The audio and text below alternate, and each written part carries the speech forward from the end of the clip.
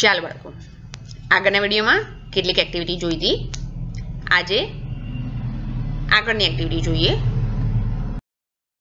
આપણે આવ્યા ત્યાં activity 2C, read the sentences, write your answer. અહીંયા તમારો જવાબ લખવાનો છે કે તમે શું કરશો એમ.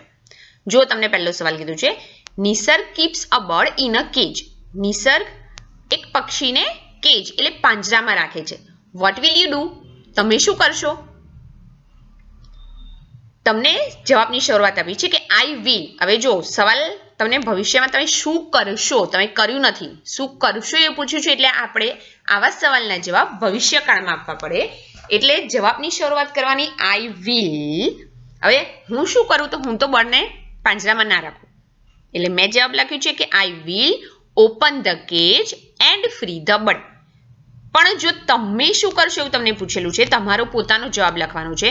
તમે પણ નિસર્ગની જેમ પક્ષીને પાંજરામાં રાખતા હોય તો તમે પણ લખી શકો છો કે I will keep a bird in a cage. હું પણ એને અંદર જ રાખીશ એમ. પણ જો તમને એક જ રૂમમાં પૂરી રાખ્યા હોય તો તમને ના ગમે. એમ પક્ષીઓને પણ પાંજરામાં પૂરાઈ રહેવાનું ગમતું નથી, એટલે આપણે એમને ખુલ્લા જ મૂકી દેવા જોઈએ, પાંજરામાં પૂરી રાખવા જોઈએ નહીં. આપણા શોખ માટે આપણે કોઈ પણ પ્રાણી કે પક્ષીને હેરાનગતિ થાય એવું ના કરવું જોઈએ. બીજો સવાલ જો, children are trying to save a tree. બાળકો જે છે એક વૃક્ષને બચાવવાનો પ્રયત્ન કરી રહ્યા છે. What will you do? તમે શું કરશો? તો આઈ વિલ હેલ્પ ધેમ. શું આવી જાય? આઈ વિલ હેલ્પ ધેમ. હું પણ તેમને મદદ કરીશ. એના પછી જુઓ, Hitesh uses the sun energy, એટલે કે સૂર્યની ઉર્જા, સૌર ઉર્જા. હિતેશ સૌર ઉર્જાનો ઉપયોગ કરે છે. Will you use the sun energy? How? Give example. શું તમે પણ સૌર ઉર્જાનો એટલે કે સૂર્યની ઉર્જાનો ઉપયોગ કરશો? હાઉ? તો કેવી રીતે? એક એક્ઝામ્પલ આપો. તો મેં લખ્યું છે કે યસ, હા ભાઈ, I will use the sun energy. હું પણ હિતેશની જેમ સૂર્યની ઉર્જાનો ઉપયોગ કરીશ. તો સૂર્યની ઉર્જાનો ઉપયોગ કરવા શું કરવું પડે? તો I will use the solar cooker.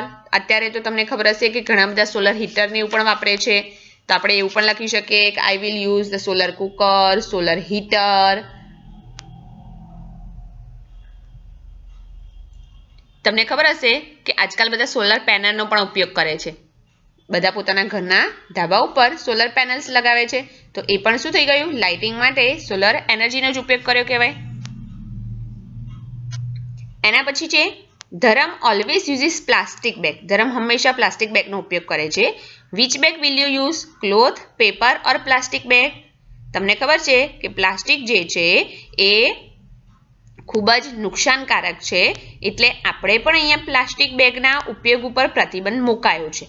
પણ એનું ચુસ્તપણે પાલન કરાતું નથી, એટલે હાલની તારીખમાં પણ પ્લાસ્ટિક બેગનો ઉપયોગ થાય જ છે. તમે કઈ બેગ વાપરશો? તો હું તો લખું કે ભાઈ I will use cloth bags or paper bag. હું ક્લોથ એટલે કાપડની અથવા તો પેપરની બેગનો ઉપયોગ કરું. તમે જો પ્લાસ્ટિક બેગ જ વાપરવાના હોય તો તમે લખી શકો છો કે I will use plastic bag.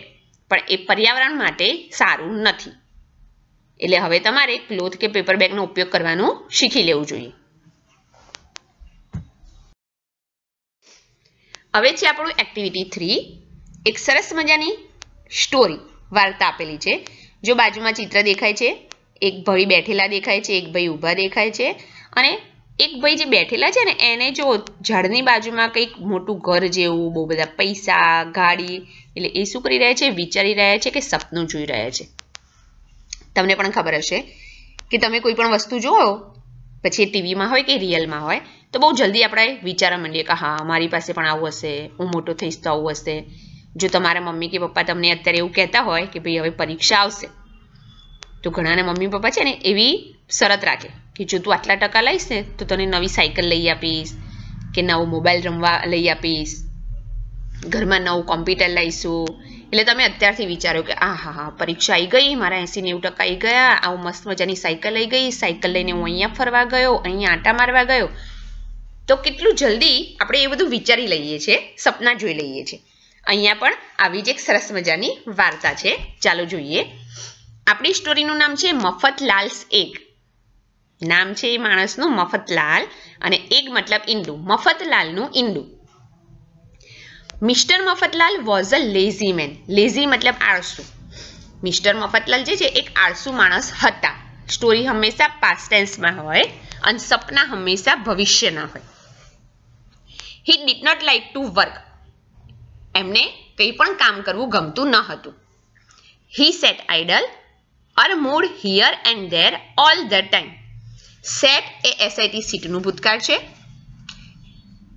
Idle મતલબ આળસુની જેમ, ખાલી નવરા માણસની જેમ.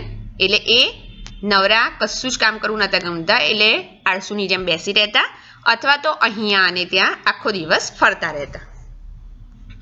One day he went for a walk. Went એ ગોનું ભૂતકાળ છે. એક દિવસ એ ચાલવા માટે ગયા. He stopped on the way to take rest. એમણે રસ્તામાં એટલે કે પોતે જ્યાં ચાલવા જતા ત્યાં થોડોક આરામ કરવા માટે રોકાયા. He sat down under a tree. તે એક ઝાડ નીચે બેઠા. Then he saw a hen's egg lying on the grass under the tree. એ જે ઝાડની નીચે બેઠા હતા, then એટલે પછી એમણે ઝાડની નીચે ઘાસ ઉપર મરઘીના ઈંડાને પડેલું જોયું. An egg he thought. Thought એ થિંકનું ભૂતકાળ છે. એમણે વિચાર્યું એક ઈંડું. I am very lucky. હું ખૂબ જ નસીબદાર છું. This will make me rich. આ ઈંડું મને પૈસાદાર બનાવી દેશે. Just then his friend Chhaganlal saw him. એ જ્યારે બેઠા બેઠા વિચારતા હતા એ જ વખતે એમના મિત્ર છગનલાલ ત્યાંથી પસાર થયા હશે, એટલે છગનલાલે એમને જોયા. Hello mister Mafatlal. He said. એમણે કીધું કે હેલો મિસ્ટર મફતલાલ, કેમ છો Mafatlal? What is there in your hand? તમારા હાથમાં શું છે? An egg said mister Mafatlal. એટલે મફતલાલે કીધું ભાઈ એક ઈંડું. I am very lucky. Aren't I? હવે જો આરન્ટ આઈ એ વાક્યના અંતે પૂછેલો સવાલ છે. એમણે એવું કીધું છે કે ભાઈ હું ખૂબ જ નસીબદાર છું. ખરું ને? તમે પણ કેટલીક વખત કોઈ પણ તમારું વાતની ખરાઈ કરાવવા માટે સામેવાળાને સવાલ પૂછો છો. સાચું ને, ખરું ને, હે ને. તમારે આગળ 8મા ધોરણમાં ભણવાનું આવશે, એટલે એને આપણે કહીએ છીએ આરંટાઈ, એને ક્વેશ્ચન ટેગ, ટૂંકો જે સવાલ પૂછ્યો છે એ. એટલે મફતલાલ કહે છે કે હું ખૂબ જ નસીબદાર છું. ખરું ને? એટલે છગનલાલે કીધું an egg said Chhaganlal. Is that all?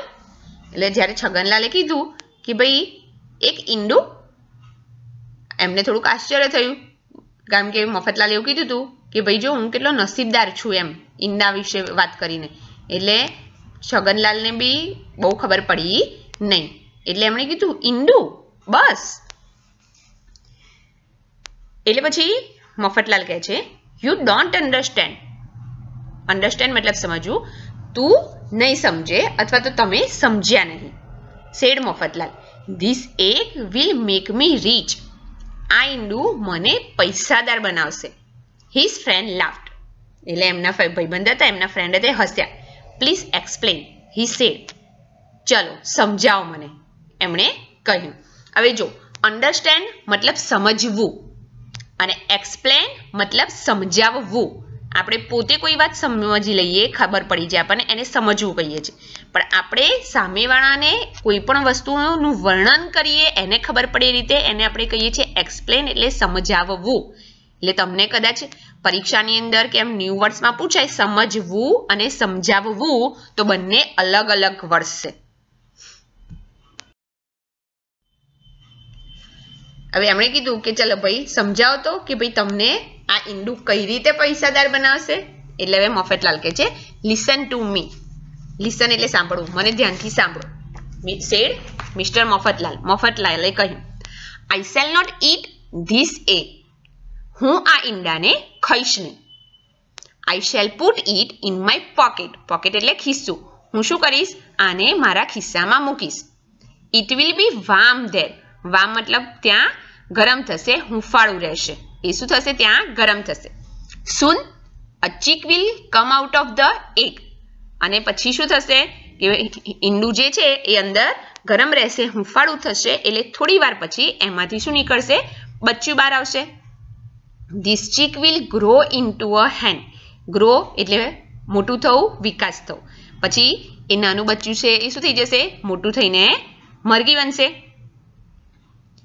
The hen will lay eggs. આ મરઘી શું કરશે? બહુ બધા ઈંડા આપશે. Those eggs will give me more chicks. અને એ પેલા બધા જ ઈંડાઓ જે મરઘી આપ્યા છે એ બધા જ ઈંડાઓ મને શું આપશે? બહુ બધા વધારે ચીક્સ એટલે બચ્ચા આપશે. They will grow into hens. એ બધા બચ્ચાઓ પણ મોટા થઈને બહુ બધી મરઘીઓ બનશે. Those hen will lay eggs. પછી બધી મરઘીઓ ફરી પાછા બહુ બધા ઈંડા આપશે. પછી બહુ બધા જે ઈંડા છે I shall sell them and I shall be a rich man. એ બહુ બધા ઈંડાઓ જે છે એને હું વેચીશ અને એમ વેચતા વેચતા મારી પાસે બહુ બધા પૈસા આવી જશે એટલે હું બહુ પૈસાદાર માણસ બની જઈશ. I shall live in a big house. Big house તો મતલબ અહીંયા શું થઈ જાય? મોટો બંગલો, મોટા ઘરમાં. એટલે મારી પાસે બહુ બધા પૈસા હશે એટલે હું બહુ મોટા ઘરમાં રહીશ. Many servants will serve me. ઘણા બધા નોકરો મારી સેવામાં હશે. I shall have 4 cars. મારી પાસે 4 ગાડીઓ હશે. People will say, લોકો કહેશે, look, that's Mr. મફતલાલ. લોકો મને જોઈને કહેશે કે જુઓ પેલા શ્રીમાન મફતલાલ છે. He is a very rich man. એ બહુ જ પૈસાદાર માણસ છે, ધનવાન માણસ છે. Then I shall, પછી હું, હવે જ્યારે આવું ચાલુ જ રાખતા હતા એમની સપનાની વાતો, છગનલાલ કહે છે સ્ટોપ. સેટ છગનલાલ. છગનલાલ કીધું બસ હવે ઉભા રહો. You are going to fast. તમે બહુ જ ઝડપથી જઈ રહ્યા છો એમ, બહુ ઝડપથી લાંબુ વિચારી રહ્યા છો એમ. Let me look at this wonderful egg. Wonderful એટલે અદ્ભુત. મને આ અદ્ભુત ઈંડું જોવા તો દો. Mister Mafatlal took the egg out of his pocket. એટલે શ્રીમાન મફતલાલે શું કર્યું? પોતાના ખિસ્સામાંથી એ ઈંડાને બહાર કાઢ્યું. He showed it to Chhaganlal. એ છગનલાલને આમ બતાવવા ગયા, દેખાડ્યું. But it slipped from his finger. પણ શું થઈ ગયું? બતાવવા જતા તે વખતે તેમની આંગળીઓમાંથી ઈંડું સરકી ગયું અને જમીન પર નીચે પડી ગયું. Mister Mafatlal looked at the broken egg. હવે ઈંડું હાથમાંથી નીચે પડ્યું એવું તરત શું થઈ ગયું? તૂટી ગયું, ફૂટી ગયું. એટલે મફતલાલ જે હતા એ તૂટેલા ઈંડાને જોઈ રહ્યા. Oh dear, he said. એટલે એમણે દુઃખી થઈને કીધું અરે રે. Now I shall not have any chicks. હવે ઈંડું જ નથી એટલે એમણે કીધું હવે મારી પાસે મરઘીના બચ્ચા નહીં હોય. I shall not have any hens. મારી પાસે મરઘીઓ નહીં હોય. ધે વિલ નોટ લે એની એગ્સ. તે ઈંડા નહીં આપે. I shall not be rich. હું પૈસાદાર પણ નહીં બનું. I shall not have a big house. મારી પાસે મોટું ઘર નહીં હોય. I shall not have lots of servant and cars.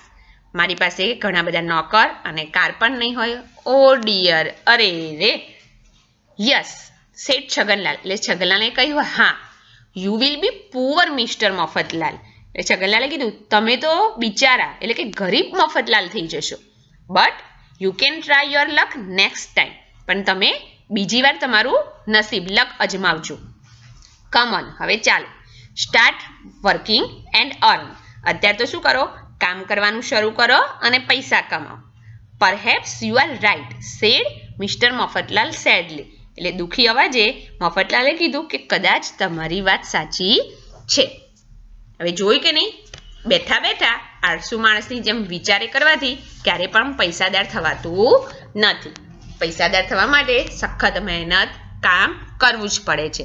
આ જ રીતે બેઠા બેઠા સેક્ચીલેના વિચારો કરીએ તો પૈસાદાર ના થવાય. મફતલાલની જેમ તમારામાંથી ઘણા બધા બાળકો ગયા વર્ષની જેમ આ વર્ષે પણ સરકાર માસ પ્રમોશન આપી દે, પરીક્ષા વગર આગળના ધોરણમાં જતા રહે એવું વિચારી અને એકમ કસોટીને એવું આપતા નથી.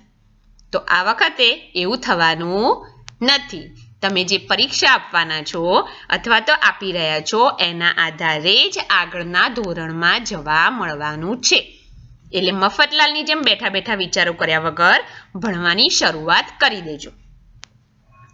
ચાલો હવે આ પાઠના આધારે કેટલીક એક્ટિવિટી જોવાની છે એ જોઈએ. તમને કીધું છે choose the correct option for each sentence. દરેક વાક્ય માટે સાચા જવાબને શોધો. Mister Mafatlal was. Mister Mafatlal કેવા હતા? તો નીચે ઓપ્શનમાં આપેલું છે લેઝી, એટલે લેઝી ઉપર ટીક કરી દો.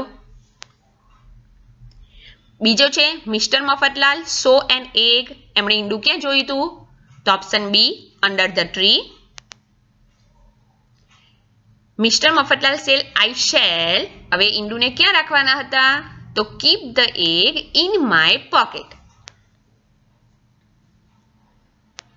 એના પછી છે Mister Mafatlal said I shall have 4, એમની પાસે 4 શું હોવાની હતી? કાર્સ, ગાડીઓ. Mister Mafatlal will sell hens and eggs and will be rich, પૈસાદાર બનવાના હતા. ચલો હવે એવું કીધું છે કે work in pairs, complete the dialogue base on the story. સ્ટોરીના આધારે તમારે શું કરવાનું છે? તો અહીંયા આગળ ખાલી જગ્યા પૂરી કરી અને સંવાદ પૂરો કરવાનો છે. જો થોડાક સેન્ટેન્સીસ બેઠા હશે, બાકીના તમારે તમારી રીતે પણ વાર્તાના આધારે જ આપણા પાઠના આધારે લખવાના છે. મફતલાલ કહે છે કે આહા એન એગ આઈ એમ, તો શું આવી જશે? લકી. છગનલાલ કહે છે hello Mafatlal what is there in, તો શું કહ્યું હતું? યોર હેન્ડ, તમારા હાથમાં શું છે? મફતલાલે શું જવાબ આપે? તો એન એગ, એટલે ખાલી જગ્યામાં લખી નાખો એન એગ. એમણે કીધું હતું it will make me rich. છગનલાલે કીધું an egg will make you rich, how come? એટલે મફતલાલે શું કીધું હતું? I shall not eat this egg. I shall put it, ક્યાં મૂકવાના હતા? તો ખાલી જગ્યામાં લખજો ઇન માય પોકેટ. ત્યાં શું થવાનું હતું? તો it will be warm there. Soon a chick will come out of the egg. એટલે છગનલાલે કીધું તો okay fine. Then how will an egg make you rich? ચલ આ તો ખબર પડી ગઈ કે તું ખીચામાં ઈંડું મૂકવાનું છે, પૈસાદાર કઈ રીતે બનવાનું છે. એટલે મફતલાલે કીધું just try to understand. The chick શું થવાનું હતું? Will grow. શામાં ગ્રો થશે? ઇન્ટુ અ હેન, એટલે ખાલી જગ્યામાં લખજો will grow. The hen will lay eggs. Those eggs will give me more chicks. They will grow into hens. એટલે છગનલાલે કીધું વેલ you will have many hens. મફતલાલે કીધું તું right, those hen will lay eggs. એ મરઘીઓ ઈંડા આપશે. I shall sell them and I shall be a rich man. Chhaganlal કહે છે interesting. You will be a rich man. Mafatlal કહે છે yes. I live in a big house. Many servants will serve me.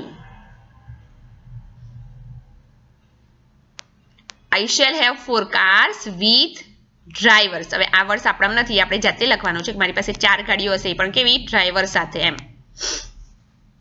Chhaganlal કહે છે you will be a very important man. એટલે મફતલાલ કહે છે people look at me, they will praise my love. Chhaganlal કહે છે let me look at this wonderful egg. એટલે મફતલાલ કહે છે let me bring it out of my pocket. Be careful, એટલામાં તો ઈંડું પડી જાય છે, એટલે કહે છે ઓ ડિયર. છગનલાલ કહે છે oh dear it slipped from your fingers.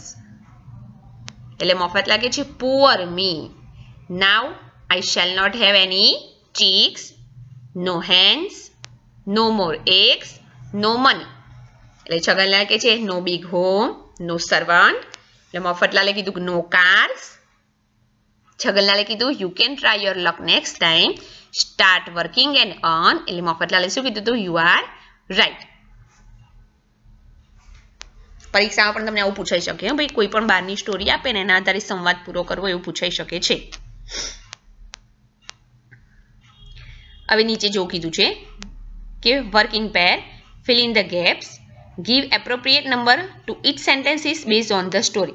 તમારે સૌથી પહેલા ખાલી જગ્યા ભરવાની છે, એટલે આખું જ્યારે વાક્ય થઈ જાય પછી એને વાર્તાના ક્રમ પ્રમાણે નંબર આપી દેવાના છે, એટલે કે વાર્તાના ક્રમમાં ગોઠવવાના છે. જો પહેલી ખાલી જગ્યા છે those eggs ખાલી જગ્યા more chicks, તો શું આવી જશે? will give me. those eggs will give me more chicks. પછી છે the chick ખાલી જગ્યા grow into a hen, એટલે શું થઈ જશે? the chick will grow into a hen. એના પછી છે I ખાલી જગ્યા rich man, તો શું આવી જાય? I shall be a rich man. the hen will ખાલી જગ્યા eggs, એમ આવી જશે lay lay, the hen will lay eggs. છેલ્લી ખાલી જગ્યા છે ખાલી જગ્યા વિલ પોઈન્ટ એન્ડ સે, તો people will point and say. હવે આ 5 વાક્યમાં સૌથી પહેલું વાક્ય જશે બીજા નંબરનું, તો ચીક will grow into a Han.